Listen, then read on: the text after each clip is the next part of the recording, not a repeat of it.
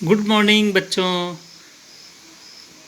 आज मैं आपको बताऊंगा रिजर्व बैंक ऑफ इंडिया का परिचय और उनके प्रमुख कार्य।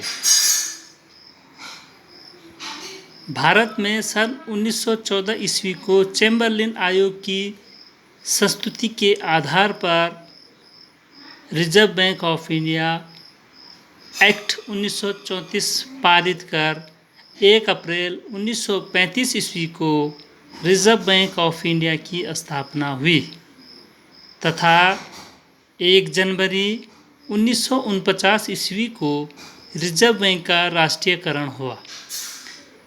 रिजर्व बैंक ऑफ इंडिया का जो लेखा वर्ष होता है वह 1 जुलाई से 30 जून के मध्य चलता है।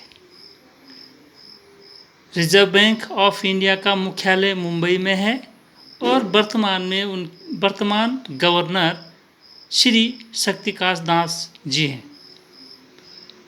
रिजर्व बैंक ऑफ इंडिया के प्रमुख कार्य। नंबर 1, पत्र मुद्रा का निर्गमन करना।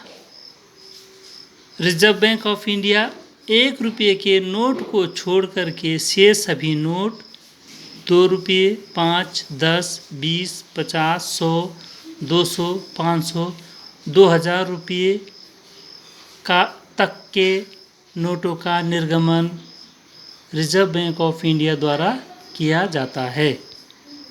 आरबीआई इन नोटों का निर्गमन करने हेतु न्यूनतम कोष प्रणाली अपनाकर, जिसमें आरबीआई अपने पास 200 करोड़ का सोना, विदेशी मुद्रा, प्रतिभूतियां आदि कोष में रखना पड़ता है।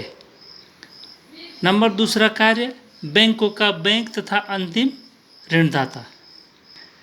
देश की बैंकिंग व्यवस्था का संरक्षण होने के नाते आरबीआई एक ओर तो बैंकों पर नियंत्रण करता है, वहीं दूसरी ओर बैंकों का बैंक है तथा अंतिम ऋणदाता के रूप में कार्य करता है, अर्थात सभी बैंकों को जो है ऋण प्रदान करता है। 3, सरकार का banker.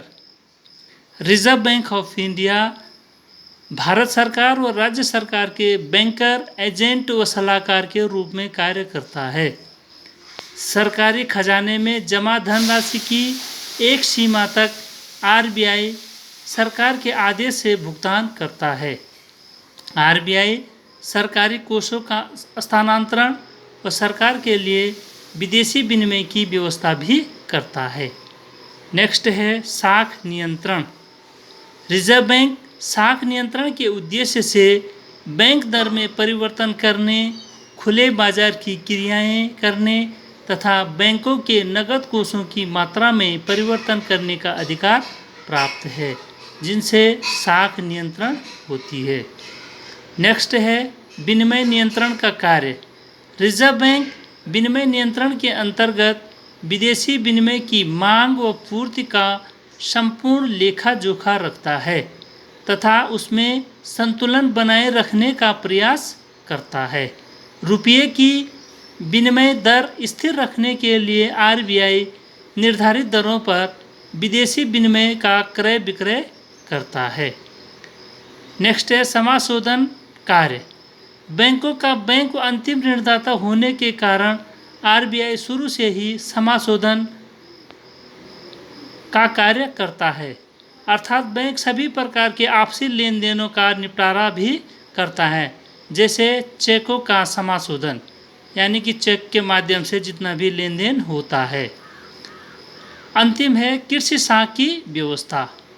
Reserve bank of India ने कृषि साख विभाग, एक अलग से विभाग की स्थापना की है जो कृषि साख संबंधी प्रश्नों का अध्ययन करता है और कृषि साख के लिए व्यवस्था करता है।